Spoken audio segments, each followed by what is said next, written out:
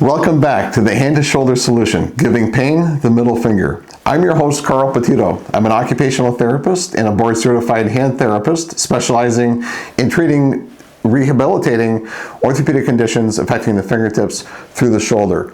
Today I want to talk about stiff fingers, and I first want to mention that this is not treatment or treatment advice. This is information sharing so that you can have a keen awareness of what might be going on with your body. I want to show you how to stretch fingers, some things that we do in the clinic that you might anticipate experiencing when you go see your hand therapist, and some things that I have my patients do at home. You know, this channel has been a very good resource for physicians, physician assistants, nurse practitioners, other healthcare providers to perhaps somebody doesn't need skilled outpatient therapy, but they can give them this video to watch and learn how to, for example, this episode, how to stretch their fingers and regain their movement. So arthritis causes stiffness.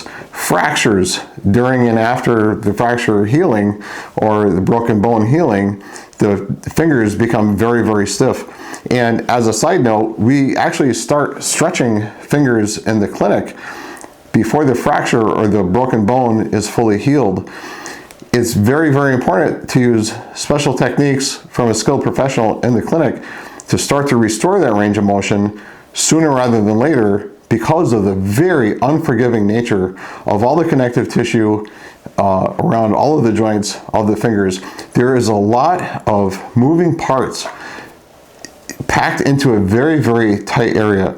Then if you start adding inflammation, swelling, scar tissue, also, when you take a look at the joints, every joint or hinge in the fingers, they're surrounded by a capsule of ligamentous material. So if you take this and wrap it with plastic wrap several times or packaging tape several times, that's sort of like the capsule, and the capsule shrinks up.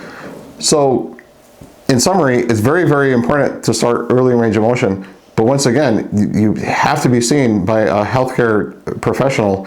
And if you're already at the point where you know that you have to stretch your fingers, I'm going to show you some good techniques right now. So firstly, let's just look at a couple of basic things, okay? The big knuckles right here, they bend at this crease. It's called the distal palmar crease. It looks like they should bend here at this crease, but it's very important to know that they do not bend there.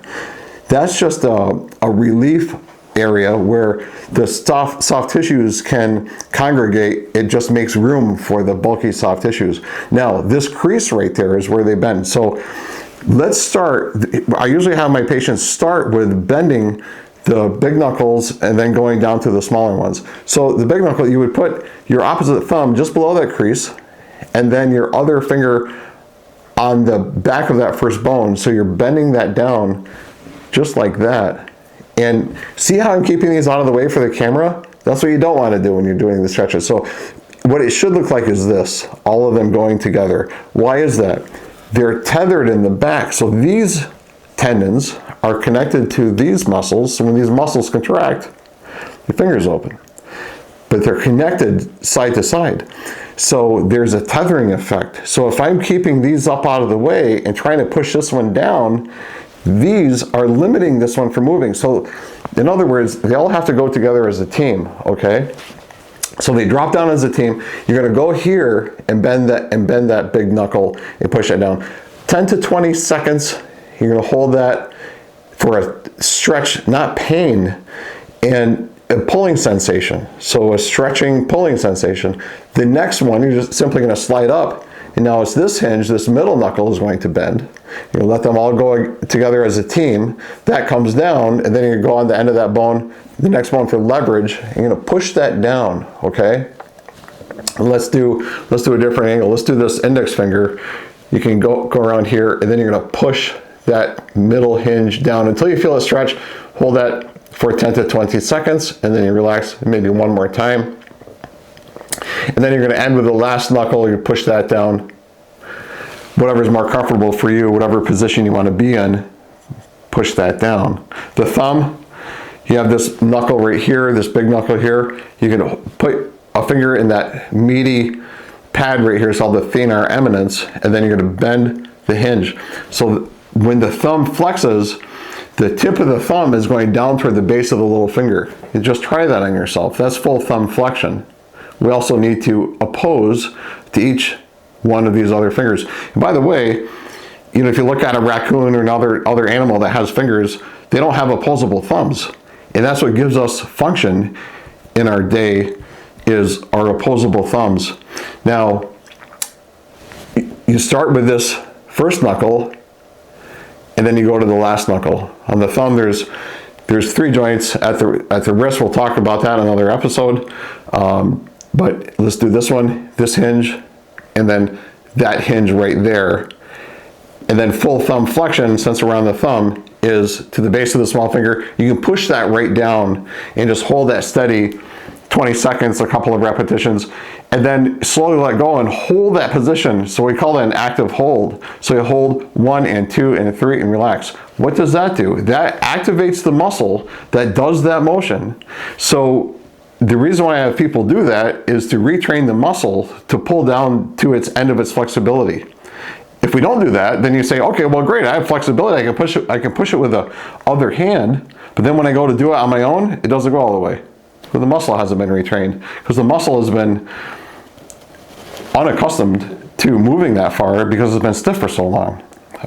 Now, here's another nice technique that I have people do at home is they'll take one piece of tape and put on the tip of the thumb and pull it down, again, aiming toward the base of the small finger, and tape it on the back of the hand, fold a little piece, and that would be sitting there under stretch with maybe a low heating pad on, and we do this over a period of 20 minutes, and then as the stretch decreases, pull it down a hair, and typically people would advance that by 1/8 of an inch, 1/4 inch every 5 or 10 minutes as the stretch decreases. The stretching sensation is decreasing because your flexibility is increasing. I will also have people do another piece of tape. Frequently they would go over the tip and then reinforce it over the back of the thumb to really get this knuckle a little bit better, and then they could grab both and advance them over the 20-minute period. Let's go back to the fingers. So after you stretch each individual finger joint, middle one, remember they all go as a team, and the last one, 20 seconds each. That's individual flexion of the joints. Now let's do composite, meaning they are all going together. And that composite flexion is simply a full fist.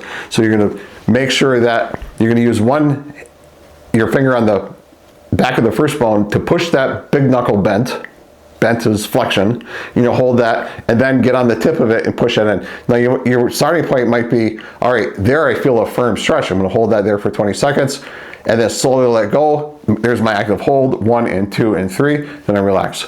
Then one more round of that, then it's, you know, maybe starting here and I feel a stretch there and I'm pulling it down. Okay, 20 seconds, active hold, 1 and 2 and 3. Eventually, it would come down all the way. Usually, I'll have people do those stretches every 2 hours. We figure a 12-hour waking cycle every 2 hours is about 6 times per day.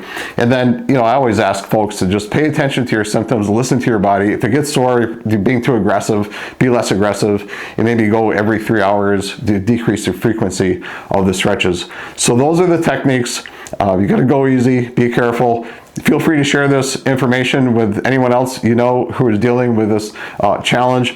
Check out my website, carlpetitto.com. Thank you very much for watching, liking, and subscribing.